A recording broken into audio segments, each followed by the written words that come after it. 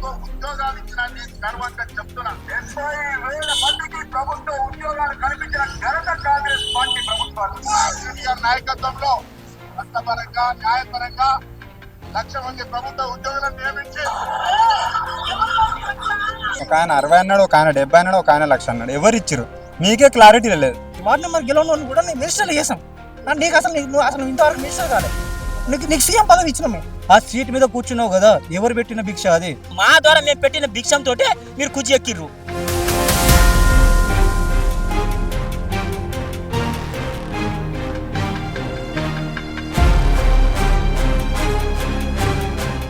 రాహుల్ గాంధీ చిక్కడపల్లి అడ్డ మీద వచ్చి మాకేమి ఏ మే దేती है को 2 लाख करोड़ 2 लाख ఉద్యోగాలు మే దేती है क्या 2 लाख है 2 लाख नहीं है. మీరు నిన్న ప్రెస్ మీట్ పెడితే నిన్న బలమూరి వెంకట మాట్లాడుతుండ్రు, శ్రీధర్ బాబు మాట్లాడుతుండ్రు. ఏమంటారు? 70,000 యాడిచ్చినారు. 70,000 ఉద్యోగాలు కాదు కదా, 70,000 50,000 పోతే 20,000 కాడు ఒక్క ఉద్యోగం కూడా వేయలే. మాకు సిగ్గుండాలి ఏమైనా మాట్లాడేది ప్రభుత్వానికి. ఏమైనా ఒక్క 70,000 యాడిచ్చిందండి?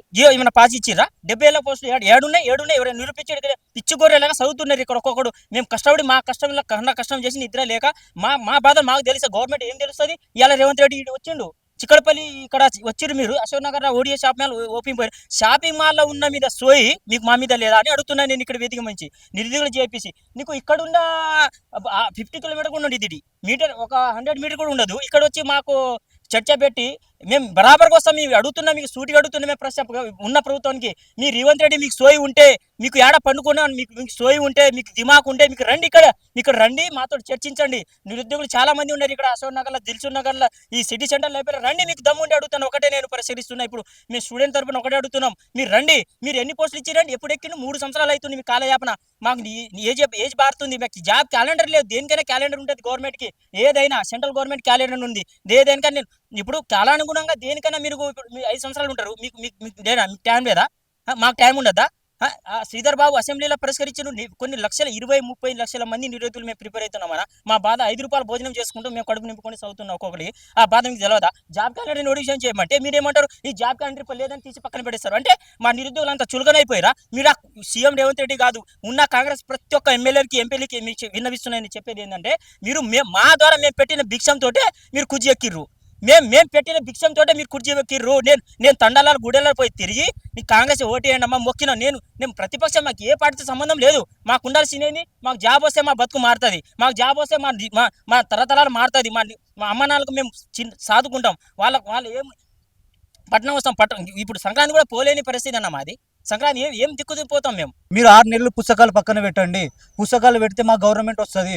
సంవత్సరంలో మీకు ఒక సంవత్సరంలో 2 లక్షల ఉద్యోగాలు మిమ్మల్ని కల్పిస్తామని చెప్పేసి మమ్మల్ని ఈ రకంగా చేశారని మేము అసలు నమ్మలేకపోతున్నాం. ఏంటంటే వాళ్ళందరూ ఒక పొజిషన్లో ఉన్న క్యాండిడేట్లు అందరూ, ఆకుల మురళైనా సరే, కోదండరామ్ సరే అయినా సరే, రియాజ్ అయినా సరే, ఒక పొజిషన్లోకి ఉన్న క్యాండిడేట్.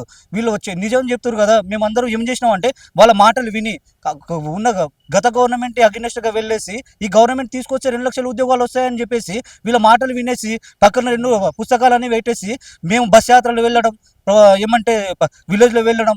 అమ్మ మాకు గత ప్రభుత్వం బీఆర్ఎస్ గవర్నమెంట్ మాకు దోకా చేసింది, మీకు ఎలాంటి ఉద్యోగాలు కల్పిస్తలేదు. ఈ గవర్నమెంట్ వస్తే మాకు 2 లక్షల ఉద్యోగాలు కల్పిస్తా అని చెప్తుంది, హామీ ఇస్తుంది. మీరు మేమైనా సరే, మీరైనా సరే, మా కుటుంబ సభ్యులైనా ఎవరైనా సరే వీరైనా సరే, ఎవరైనా సరే మాకు ఓటేయండి, కాంగ్రెస్కి ఓటేయండి. ఓటేస్తే మాకు 2 లక్షల ఉద్యోగాలు వస్తాయి, మా జీవితాలు బాగుపడతాయి, మా వీళ్ళు మీ జీవితాలు కూడా బాగుపడతాయి అని మేము వాళ్ళకందరినీ సపోర్ట్ చేసి కాలు మొక్కి ఏదో రకంగా వాళ్ళని ఓటేపిచ్చేసేసి ఇప్పుడు ఏంటంటే వాళ్ళు ఒకటే చెప్పదలుచుకున్నారు. ఏమని చెప్తున్నారు అంటే, నిరుద్యోగులు మీరు దూకబడ్డారు.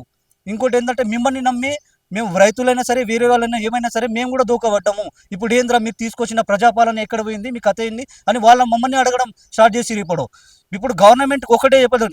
2 సంవత్సరాల్లోనే ఇక్కడే 2 సంవత్సరాల్లో ఒక గవర్నమెంట్ మీద ఏదైనా ఎలిగేషన్ అయినా సరే, ఒక గవర్నమెంట్ మీద వ్యతిరేకత వచ్చిందంటే అర్థం చేసుకోవాలి. మనం ఏంటంటే 2 సంవత్సరాల్లోనే పోలీసులు బ్యారికేడ్లు వేయడము, మనల్ని అరెస్ట్ చేయడం, ఎక్కడ పడితే అక్కడ అరెస్ట్ చేయడం అంటే అర్థమైపోయింది. ఎక్కడ ఉందండి ప్రజాపాలన? నేను ఒకటే చెప్పదలుచుకున్నా, మీరు 420 హామీలు ఇచ్చారు సరే, 420 హామీలు ఇచ్చినా సరే మేము ఇచ్చిన భిక్ష 420 హామీలు ఇచ్చారు, ఏదో ఒకటి చేశారు. మీ గవర్నమెంట్ కుర్చీ మీద కూర్చున్నారు. మేము ఒకటే చెప్పదలుచుకున్నా, ఒకటి ఏంటంటే సీఎం రేవంత్ రెడ్డి ఒకటే చెప్పదలుచుకున్నా, ఆ సీట్ మీద కూర్చున్నావు కదా, ఎవరు పెట్టిన భిక్ష అది? మేము నిరుద్యోగులు కదా, రోడ్డు మీద తిరిగినాము, నీకోసం కాంగ్రెస్కి ఓటు వేయించింది కదా, ఆ సీట్ వచ్చింది మీకు.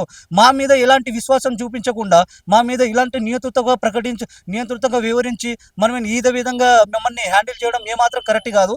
మేమేంటో చూపించగలుగుతాం. అయితే మీరు నేను చెప్పదలుచుకున్నా, మీరు ఒక టార్గెట్తో మైండ్లో పెట్టుకొని వచ్చి ఏమన్నట్టు కాంగ్రెస్ గవర్నమెంట్లో వస్తే నేను సీఎం అవుతా అని మైండ్లో పెట్టుకొని వచ్చేసారు. ఆ కాంగ్రెస్ మీరు అయితే 2 సంవత్సరాలు ఉంటారండి అంతే, దాని తర్వాత మీరు ఉండరు అని మేము ఒకటే చెప్పాల్సిన భూస్థాపితం అవుతుంది. కాంగ్రెస్ ఇంకా గది కాదు కదా, 50-60 సంవత్సరాల వరకు కాంగ్రెస్ గవర్నమెంట్ రాకుండా చేస్తాం, కనిపించదు కూడా కాంగ్రెస్ గవర్నమెంట్ ఇంకా.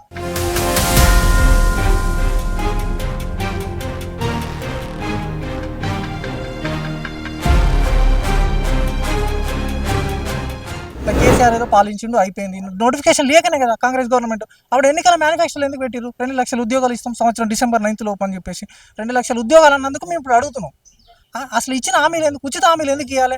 మేము 30 లక్షల మందికి 30 లక్షల మంది ఎవరు అడుగుతుండండి? 2 లక్షల ఉద్యోగాలు ఇవ్వమని అడుగుతున్నాం. నువ్వు ఇచ్చిన అసలు ఒక్క నోటిఫికేషన్ కూడా లేదు. నువ్వు వచ్చినప్పటి నుంచి డిసెంబర్ 9, 2023 నుంచి ఒక్క నోటిఫికేషన్ కూడా నువ్వు ఇవ్వలేదు.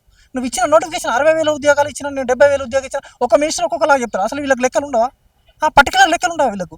నువ్వు ఎన్ని ఇచ్చినావు? వైట్ పేపర్ రిలీజ్ చేసి కరెక్ట్గా నేను ఇన్ని ఉద్యోగాలు ఇచ్చినా అని చెప్పు. నీ నోటిఫికేషన్ ఏమి ఇచ్చినావు? నిరుద్యోగులకు నోటిఫికేషన్ ఎన్ని ఇచ్చినా? నేను 70,000 అరే పత్రాలు ఇచ్చిన సీఎం కాదు. నువ్వు నోటిఫికేషన్లు యాక్చువల్గా ఇచ్చావా? ఇవ్వలేదా? నువ్వు నోటిఫికేషన్లు ఒక్క నోటిఫికేషన్ కూడా ఇవ్వలేదు. నువ్వు అసలు నువ్వు నోటిఫికేషన్ ఇవ్వలే. నేను అంటే 70,000 ఇచ్చే ఉద్యోగాలు ఇచ్చిన అని చెప్పేసి అందరి యూనివర్సిటీ అందరినీ మామూలుగా టీజీపీఎస్సీ చైర్మన్ లాగా అన్ని పబ్లిక్ బోర్డు చైర్మన్ తీసుకొచ్చి నేను ఆల్రెడీ నోటిఫికేషన్ ఇచ్చిన, తెలంగాణ ఇండియాలోనే టాపు, నేను 70,000 ఉద్యోగాలు ఇచ్చిన అని చెప్పేసి ఆ టీజీపీఎస్సీ చైర్మన్ పెద్ద. మరి గ్రూప్ 1 పేపర్ లీక్ అయింది కదా. గ్రూప్ 1 పేపర్ లీక్ అయినప్పుడు ఆ గవర్నమెంట్ వెళ్ళిపోయింది. ఇప్పుడు నువ్వు గ్రూప్ 1 సింగిల్ బెంచ్ ఇచ్చిన జడ్జిమెంట్ని కూడా తీసి పక్కన పెట్టి 222 పేజీల జడ్జిమెంట్ ఇచ్చిండు నామరావు రాజేశ్వరరావు. ఆ జడ్జిమెంట్ని పక్కన పెట్టి నువ్వు అసలు చదవడానికి 222 పేజీలు చదవడానికి అట్లీస్ట్ ఒక 4-5 అవర్స్ పడుతుంది. నువ్వు స్పీడ్గా చదివిన హాఫ్ అన్ అవర్లో తీసి పక్క కట్టి పొద్దున్న ముందు రోజు హైకోర్టు సీజీఐని కలిసి తెల్లారి నువ్వు మొత్తం మార్చేసి అట్లా చేస్తే జనాలు పిచ్చోళ్ళు అర్థం కదా జనాలకి. నువ్వు ఎన్ని ఇలా చేస్తే అర్థం కదా. అప్పుడు వాళ్ళకి పత్రాలు ఇచ్చేసి పత్రాలు ఏమైనా అయిపోయింది ఆ గ్రూప్ 1 అలా చేయడం అన్ని నువ్వు లఫోట్ కదా. ఒక్క జాబ్ గ్రూప్ 1 జాబ్ 3 కోట్లకు అమ్ముకున్నా అని చెప్పి పేపర్లో ఇచ్చింది తెల్లారి. అందరూ అలిగేషన్ ఉంది, నువ్వు అమ్ముకున్న పోస్టులను. అసలు నువ్వు ఇచ్చిన ఉద్యోగాలు లేవు. ఇచ్చిన ఉద్యోగాలను మిగిలించుకొని బతుకుతున్నావు. నేను ఇన్ని ఇచ్చినా అన్ని ఇచ్చినా అని కుదరదు. నేను 30 లక్షల ఉద్యోగాలు ఎవరు అడగట్లేదు. నువ్వు ఇచ్చిన 2 లక్షల ఉద్యోగాలు కన్నా కదా ఖాళీ ఉన్న నోటిఫికేషన్ లేవు. మేము ఇవ్వలేము, మేము అంతమందికి ఇవ్వము, ఇంతమంది నేను ఎవరు అడగట్లేదు అంతమందికి ఇవ్వమని. మళ్ళీ పాత రోజులే గుర్తుకొస్తున్నాయి. నేను ఒక స్టేషన్ నుంచి ఒకసారి నేను ఇంటి దగ్గర నుంచి వస్తున్నా, వచ్చేటప్పుడు బీఆర్ఎస్ గవర్నమెంట్కి వేద్దామా కాంగ్రెస్కి వేయాలని నేనే చెప్పాను. కాంగ్రెస్కి వేయాలని నేను మా ఊళ్ళో తెల్లారి అసలు మా దగ్గర ఇంతవరకు గెలవని మినిస్టరు ఇప్పుడు మినిస్టర్ అయ్యాడు. మా దగ్గర ఇంతవరకు గెలవలేదు. వార్డ్ నెంబర్ గెలవను కూడా నేను మినిస్టర్లు చేసాం. నీకు నువ్వు ఇంతవరకు మినిస్టర్ కాలే. నీకు సీఎం పదవి ఇచ్చినాం. మేము సీఎం పదవి ఇచ్చినప్పుడు కూడా నువ్వు కనీసం నిరుద్యోగుల మీద గెలిచినా అని చెప్పుకున్నావు కదా. నిరుద్యోగుల వల్ల నేను గెలిచిన ఈరోజు ఈ పొజిషన్లో ఉన్నాను. మన నిరుద్యోగులు గుర్తుకు రావట్లేదు. అప్పుడు నిరుద్యోగులు కాలు పట్టుకున్నావు కదా. అశోక్ నగర్ లైబ్రరీ, సిరిసిల్ల లైబ్రరీకి రానులు కాంగ్రెస్ లీడర్ లేరన్నా. Somajiguda press club Revanth Reddy sir కూడా వచ్చిండు సోమాజిగూడ ప్రెస్ క్లబ్కి గ్రూప్ 1 కేసు అప్పుడు. మరి ఇప్పుడు ఎందుకు రావట్లేదు? ఓడియన్ మాల్ ఓపెన్ చేయడానికి టైం ఉంది, కానీ ఇక్కడికి వచ్చి నీకు మాట్లాడడానికి టైం లేదా? జస్ట్ 300 మీటర్స్ అన్న ఓడియన్ మాల్ నుంచి ఇక్కడికి. నీకు మాట్లాడడానికి ఛాన్స్ లేదా? ఓడియన్ మాల్ ఓపెన్ చేయడానికి ఛాన్స్ ఉంది, కానీ ఇక్కడికి వచ్చి మాట్లాడడానికి ఛాన్స్ లేదా? నిరుద్యోగులతో మీటింగ్ పెట్టు. ప్రభుత్వం ఏర్పడంగానే 2 లక్షల ఉద్యోగాలు ఇస్తామని చెప్పిండు. ప్రభుత్వం ఏర్పడి 3 ఏళ్ళు అవుతుంది. మాకైతే ఎలాంటి నోటిఫికేషన్ ఇవ్వలే. ఒక ఆయన ముఖ్యమంత్రి ఏమన్నాడు, నేను 60,000 ఇచ్చిన అంటాడు, మంత్రి 70,000 ఇచ్చిన అంటాడు, ఇంకో ఆయన 1,00,000 ఇచ్చిన అంటాడు. మీరు ఇచ్చింది ఏమీ లేదు. 16 మంత్రి పదవులు ఇచ్చినట్టు మీకే ఇచ్చుకోరు. మీరు విద్యాశాఖ మంత్రి నీ దగ్గర ఉన్నది, హోంశాఖ మంత్రి కూడా నీ దగ్గర ఉన్నది. మాకైతే ఏమీ లేదు. మాకు గుండు సినిమా ఇచ్చారు. ఇంకోటి ఎస్ఐ కానిస్టేబుల్, నేను ఎస్ఐ కానిస్టేబుల్ ఆస్పిరెంట్, మాకేం ఇవ్వలే. ఇంకోటి ఏ ఉద్యోగాలకైనా కొద్దిగా ఏజ్ ఉంటుంది, 40 ఏళ్ళ వరకు రాసుకోవచ్చు, కొన్ని ఉంటాయి. ఎస్ఐ కానిస్టేబుల్ అట్లా కాదు, ఒక ఏజ్ దాటిపోయిందంటే రావడానికి అవకాశం ఉండదు. ఇంకోటి ఈవెంట్స్ కూడా ఉంటాయి, రన్నింగ్ అవన్నీ ఉంటాయి, చాలా కష్టమవుతుంది. ఏప్రిల్లో నోటిఫికేషన్ ఇచ్చిండు, ఒకటి నోటిఫికేషన్ జాబ్ క్యాలెండర్ ఇచ్చిండు, నోటిఫికేషన్ కాదు, ఆ జాబ్ క్యాలెండర్ ఇచ్చిండు. మేము వేరే డిస్టిక్ల నుంచి వచ్చి లైబ్రరీలలో దిల్సునగర్లో నిజంగానే ఇదే కంటిన్యూ అవుతుందని మేము మంచిగా చదువుకుంటూ కూర్చున్నాం. తీరా వచ్చే వరకు అది ఫేక్ జాబ్ క్యాలెండర్. అది ఇప్పుడు ఒకప్పుడు ఏజ్ 27 ఏళ్ళు ఉండే, 29 చేశారు, 30 చేశారు. ఇప్పుడు ఎంత ఉంటుంది ఏజ్? ఇప్పుడు ఎస్ఐ కానిస్టేబుల్ నోటిఫికేషన్ ఇంత ఏజ్ మీరు అంటారుగా, త్వరలో ఇస్తున్నామంటారు. కనీసం జాబ్ క్యాలెండర్ అని ఇయ్యరు. ఎంత ఏజ్ వరకు క్లారిటీగా ఇయ్యరు. ఎన్ని పోస్టులు ఉన్నాయని ఆ మాటనన్నా చెప్పారు. మేము చదువుకుంటాం, మిగతా వాళ్ళు ఇవాళ వేరే విద్యార్థి సంఘం నాయకులు సపోర్ట్ చేశారు. మీరంతా కార్యకర్తలు, వేరే పార్టీ కార్యకర్తలు ఎవ్వరు లేరు. ఇప్పుడు నేను యాక్సిడెంట్ అంటే నా ప్రూఫ్ ఇవ్వమంటే ఇస్తా. నేను దేనికి రాసిన పోయినసారి ఎన్ని మార్కులతోటి మిస్ అయినా, ఎన్ని మార్కులతోటి కానిస్టేబుల్ జాబ్ పోయింది. ఈసారి కూడా చదువుదామని ఉన్నా. ఒక 3 ఏళ్ళ నుంచి కంటిన్యూ చదువుతూనే ఉన్నా. ఇంకా 3 ఏళ్ళ నుంచి నేను చదువుతూనే ఉన్నా. కానీ మీరు ఇచ్చే వరకు నాకు ఏజ్ ఉంటుందా ఉండదా? నాకు అదొక్కటే భయం ఉంటుంది. నీ ఏజ్ ఉండదురా బాబు, ఈ 30 ఏళ్ళ వరకే ఉంటుంది, ఈ 32 వరకే ఉంటుంది కదన్న ఒక మాట చెప్పారు. నాలాంటి వాళ్ళు నేను ఒక్కని కాదు, 100 మంది 1000 మంది వెళ్తారు. సపడా కూడా తట్టబుట్ట చదువుకొని ఏదో ఊర్లో పల్లెటూరులో మేము పని చేసుకుంటుంటాం. అదన్నా క్లారిటీ కావాలనేది నా ఉద్దేశం. 30,000 ప్రభుత్వ ఉద్యోగాలు ఇచ్చిన నేను గర్వంగా చెప్తున్నా. 30,000 మందికి ప్రభుత్వ ఉద్యోగాలు కల్పించిన ఘనత కాంగ్రెస్ పార్టీ ప్రభుత్వాలు. కేసీఆర్ నాయకత్వంలో చట్టపరంగా న్యాయపరంగా 1,00,000 మంది ప్రభుత్వ ఉద్యోగులను నియమించి మీరు ఒక ఆయన 60 అన్నాడు, ఒక ఆయన 70 అన్నాడు, ఒక ఆయన 1,00,000 అన్నాడు. ఎవరు ఇచ్చారు? మీకే క్లారిటీ లేదు. ఏమన్నా విద్యాశాఖ మంత్రి లేడు, హోంశాఖ మంత్రి లేడు. 16 మంత్రి పదవులు ఇచ్చినా ఇంక 2 మంత్రి పదవులు దగ్గరనే ఉన్నాయి. నా ఏదో ఎస్ఐ కానిస్టేబుల్ నోటిఫికేషన్ అనేది తొందరగా ఇవ్వాలి. అది ఒక ఏజ్ ఎంత ఉన్నది కూడా క్లారిటీగా ఉండాలి. దానివల్ల చాలా మంది ఇబ్బంది పడతారు. 1000 మంది ఏజ్ ఉంటుందా ఉండదా, అటు పోదామా ఇటు పోదామా. సగం మంది పెళ్ళిళ్ళు ఆపుకుంటారు. ఎందుకు మంచి జాబ్ కొట్టుకుంటే మంచి సంబంధం వస్తాను. కొంతమంది మంచి మంచి సంబంధాలు వచ్చినా కానీ పక్కన పెట్టి పెళ్ళి అయితే అంటే చదవడానికి అంత అవకాశం ఉండదు. అంటే ఫ్యామిలీ చూసుకోవాలి అక్కడ, మళ్ళీ ఇక్కడ చదవాలి. పెళ్ళి అయితే అంత ఇబ్బందికరంగా ఉండదు, చదవలేం. పెళ్ళి కాకముందుకే జాబ్ కొట్టుకోవాలని ప్రతి ఒక్కరిది ఆశ ఉంటుంది. వాళ్ళ ఆశలే ఇక నిరాశ చేస్తున్నాయి. మనకు జాబ్ రాదురా, మన ఏజ్ అయిపోయిందని క్లారిటీ ఉంది అనుకో, ఈ అశోకనగర్ దిల్సుఖ్నగర్ వదిలేసి గమ్మున అదే జిల్లాలలో ఏదన్నా ఒక పని చేసుకొని బతారు. కానీ ఏదో ఒకటి చెప్పు నువ్వు క్లారిటీగా. ఇంకొకటి మన బై ఎలక్షన్లు అయితే నువ్వు రాత్రికి మంత్రి పదవి ఇచ్చినావు, ఇవ్వాల్సిన అవసరం ఏమున్నది? మరి మాకు ఈ రాదు. సరే వేరే మన గ్రూప్ 2 గ్రూప్ 3 తర్వాత ఇది గ్రూప్ 4 తర్వాత ఎస్ఐ కానిస్టేబుల్ నీ రాదు. ఫస్ట్ ఏజ్కి సంబంధించింది కదా నీ రాదు. లేకపోతే 40 ఏళ్ళ వరకు ఉంటుందన్న చెప్పు, లేకపోతే చదువుకుంటానన్నా కూర్చుంటాం. 40 ఏళ్ళ వరకు ఉంటుంది కానిస్టేబుల్ ఏజ్. మీరేం దాంట్లో ఇబ్బంది పడదండి. ఇంకొకటి ఏమంటారు అన్న, ఇప్పుడు మీరు చదువుకోరి, ఇప్పుడు కాకపోతే రేపు వస్తే, రేపు కాకపోతే ఎన్ని రోజులకైనా వస్తాం, త్వరలో వస్తుంది. 6 నెలలు వస్తే 3 నెలలు వస్తారు. ఏజ్ గురించి చెప్పవే మరి. అదొకటి క్లారిటీ కావాలి. జాబ్ క్యాలెండర్ ఇస్తే క్లారిటీ ఉంటుంది, ఈ ఏజ్ వరకు ఉంటుంది, ఇంత ఉంటుంది అని. ఆ విషయం మాత్రం ఈ ప్రభుత్వం చెప్పాలి.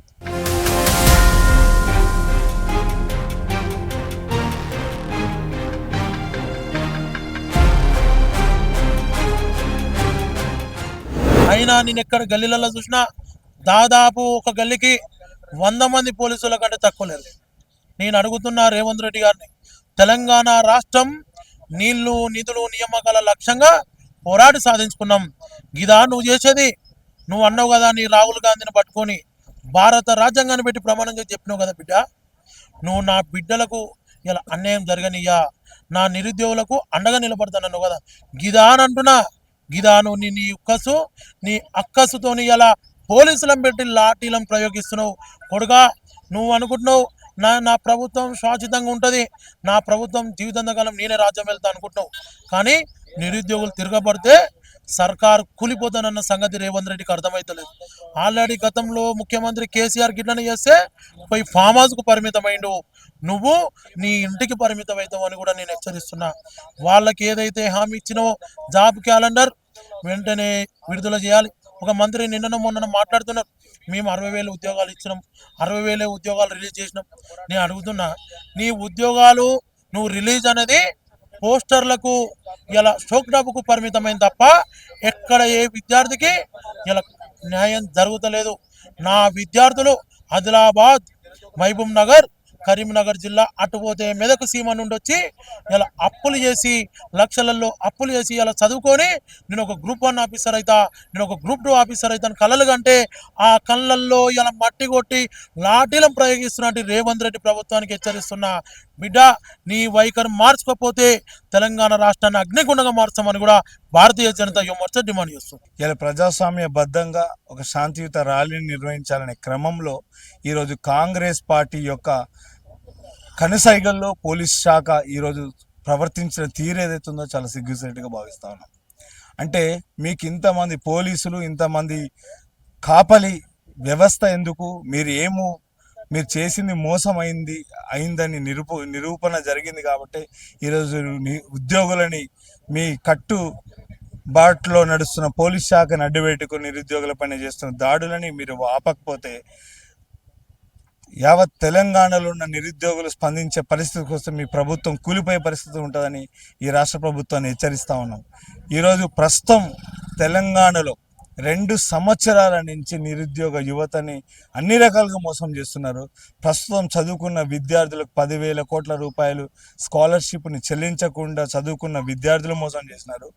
చదువుకున్నాక ప్రైవేటు ఉద్యోగాలకైనా పోదాం, మీరు ఎట్లాగూ ప్రభుత్వ ఉద్యోగాలు ఇవ్వరు అని ప్రైవేటు ఉద్యోగాలకు పోయే క్రమంలో కూడా ప్రైవేటు ఉద్యోగాలు చేసే పరిస్థితి లేదు. ఎందుకంటే అన్ని కాలేజీలలో ఫీజు రియంబర్స్మెంట్ చెల్లించగా వాళ్ళ సర్టిఫికేట్ కాలేజీలో ఉండడం వల్ల వాళ్ళు కనీసం ప్రైవేటు ఉద్యోగాలకు పోకుండా నిరుద్యోగులుగా సమయం వృధా చేసుకొని 40 సంవత్సరాలు అవుతున్న అటు ప్రైవేటు ఇటు ప్రభుత్వ ఉద్యోగాలు చేయకుండా నిరుద్యోగులు ఈ తెలంగాణలో అసమర్థులుగా మిగిలిపోవడానికి ప్రధాన కారణం ఈ కాంగ్రెస్ పార్టీ, ఈ రాష్ట్ర ప్రభుత్వం బాధ్యత తీసుకోవాల్సిందిగా మేము డిమాండ్ చేస్తా ఉన్నాం.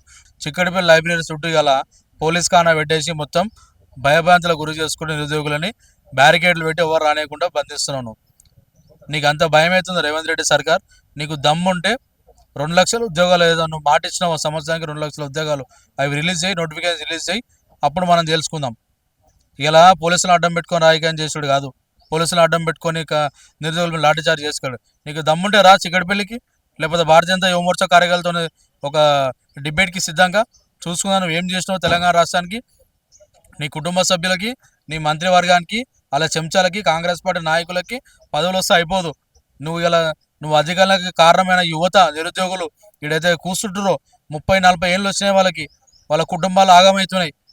ఇంకో 2-3 ఏళ్ళు వాళ్ళకి ఏజ్ దాటిపోతుంది. వాళ్ళందరి గురించి పట్టించుకొని రేవంత్ రెడ్డి సర్కార్ యువమోర్చా కార్యకర్తల మీద లాఠీ చేయడం ఎంతవరకు కరెక్ట్ అన్నా?